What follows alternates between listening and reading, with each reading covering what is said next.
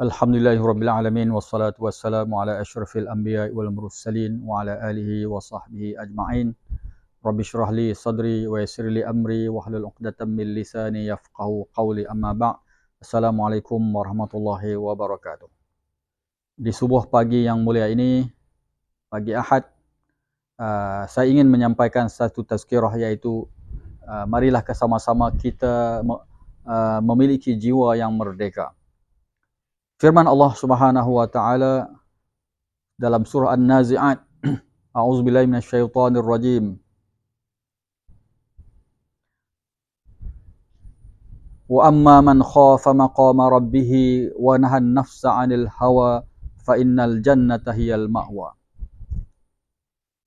Dan sesungguhnya sesiapa yang takutkan maqam rabbih, kedudukan Tuhannya yang Maha Agung, wanhan nafsa 'anil hawa, dan menjauhi dan menegah jiwanya daripada dipengaruhi oleh hawa nafsu, fa innal jannata hiyal ma'wa, sesungguhnya syurga jannatul fa innal jannata hiyal ma'wa, maka syurgalah tempat kembalinya. Dalam ayat ini Allah Subhanahu wa taala yang Maha mengetahui tentang hakikat diri manusia. Iaitulah kejayaan mereka untuk memasuki syurga bertitik tolak daripada kemampuan mereka untuk kawal hawa nafsunya. Nafsu ataupun hawa nafsu adalah satu kecenderungan kebumian, kecenderungan keduniaan, kecenderungan untuk memiliki nikmat dunia yang tidak halal, yang berlebihan. Inilah yang menyebabkan manusia melakukan kesilapan di dalam membuat keputusan. Sebenarnya Allah Subhanahu wa taala sudah mengurniakan pada manusia akal fikiran, di mana dengan akal fikiran ini manusia mampu untuk berfikir dan menilai baik dan buruk, yang mana halal, yang mana haram, berpandukan wahyu yang telah dikurniakan Allah kepada manusia. Dengan ilmu halal haram, dengan ilmu benar dan salah, dengan ilmu yang utama dan kurang utama yang dikurniakan Allah kepada manusia melalui Al-Quran, melalui pengalaman, maka manusia mampu menilai baik dan buruk, halal dan haram, utama dan kurang utama. Tetapi yang menjadikan manusia melampaui batas kebenaran yang sudah ditemui oleh akal ni adalah apabila hati mereka yang membuat keputusan, yang membuat decision ataupun decision making itu hati mereka, qalbun mereka, dipengaruhi oleh hawa nafsu dan iblis yang membisikkan kejahatan, syaitan yang membisikkan kejahatan ataupun kesalahan dalam hatinya, lalu hatinya membuat keputusan. Lalu silaplah keputusan yang dilakukan.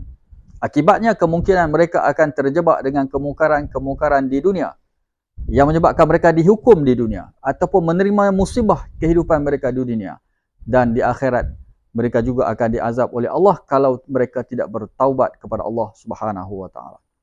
Jadi, marilah sama-sama kita membersihkan hati kita daripada dosa-dosa.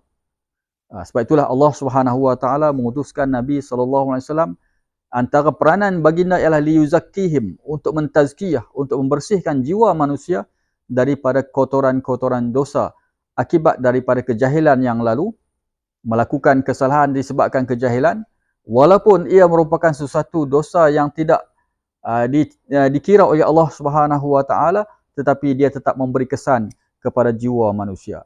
Setiap kejahatan yang dilakukan, setiap dosa yang dilakukan akan menyebabkan ada satu titik hitam yang menutupi mata hati, mata kepada rohani kita. Jadi apabila mata hati rohani ini kabur, maka ia tidak mampu untuk melihat kebenaran itu satu kebenaran. Kemudian dipengaruhi pula hawa nafsu yang cintakan dunia, cinta pangkat, mahukan kemasyhuran, mahukan pujian, mahukan menikmati kemegahan dan sebagainya, menjadikan keinginan duniawi ini yang merupakan hawa nafsu dunia ini telah mempengaruhi jiwa mereka. Maka salah satu penyelesaian ialah kita mesti membebaskan jiwa kita menjadi jiwa yang merdeka, bebas daripada pengaruh dan kongkongan hawa nafsu. Wa amma man khafa maqama rabbih wa nahan nafsa 'anil hawa fa innal jannata hiyal ma'wa. Seperti mana yang saya telah nyatakan tadi di awalnya, ialah mereka yang takut kepada Allah Subhanahu wa taala dan mencegah diri mereka daripada kongkongan dan pengaruh hawa nafsu, maka tempat kembali mereka adalah syurga. Dan itulah tanda kesempurnaan iman. Sebagaimana dalam satu asar Rasulullah bersabda, la yu'minu ahadukum hatta takuna hawahu taba'an lima ji'tu bihi. Tidak sempurna iman kamu sehingga hawa nafsunya patuh dan tunduk kepada ajaran yang dibawa oleh Nabi sallallahu alaihi wasallam. Lima ji'tu bihi, apa yang aku bawa, kata Rasulullah sallallahu alaihi wasallam. Untuk membersihkan jiwa, yang pertama kita kena tahu apakah dosa-dosa yang kita telah lakukan dan minta ampun dan istighfarlah kepada Allah Subhanahu wa taala supaya dosa-dosa itu dihapuskan daripada rakaman atau tulisan suratan amal kita dan dibersihkan hati kita daripada kesan dosa yang tersebut. Yang kedua, banyakkan berzikrullah dan berselawat ke atas Nabi, supaya dengan zikrullah dan selawat ke atas Nabi yang sentiasa terdetik dalam jiwa, dia akan menghalang syaitan dan iblis untuk datang membisikkan kejahatan kepada kita. Yang ketiga, memperbanyakkan taqarrub kepada Allah Subhanahu wa taala supaya Allah mengasihi kita. Wa ma yazalu 'abdi yataqarrabu ilayya bin nawafil hatta uhibbah. Sabda Nabi dalam hadis qudsi, sentiasalah hambaku menghampirkan dirinya kepadaku dengan melakukan amal-amal sunat sehingga aku kasih kepadanya. Kita memerlukan cinta Allah kepada kita supaya Allah memandang kita dengan kasih sayang, maka ketika itu Allah akan mengilhamkan ilham yang baik, ilham yang betul ketika mana kita membuat keputusan. Yang ketiga, yang keempat adalah kita memperbanyakkan sedekah, kerana sedekah itu sendiri adalah satu amalan untuk membersihkan jiwa kita daripada hubbud dunia.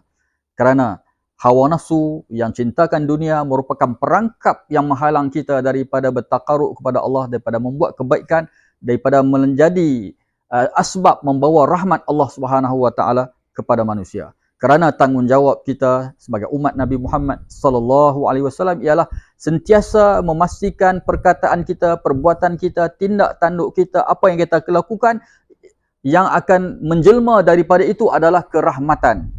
Kerana itulah misi Nabi sallallahu alaihi wasallam, wa ma arsalnaka illa rahmatan lil alamin. Tidak kami utuskan engkau wahai Muhammad melainkan untuk bawa rahmat Islam kepada alam keseluruhannya.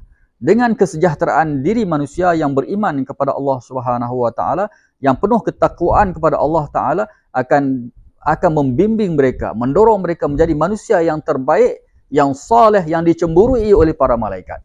Iaitulah manusia yang takut kepada Allah, yang sentiasa hidup bersama Allah, yang sentiasa muraqabatullah, yang sentiasa melihat tanda-tanda kebesaran Allah di alam dan kekuasaannya, lalu merasa dirinya kerdil dan impikan kehidupan yang lebih abadi di akhirat sana. Marilah sama-sama kita cuba untuk memperingkatkan diri, bertakaruk kepada Allah Subhanahu wa taala dengan apa yang kita miliki. Wassalamualaikum warahmatullahi wabarakatuh. Wassallallahu ala sayyidina Muhammad walhamdulillahi rabbil alamin.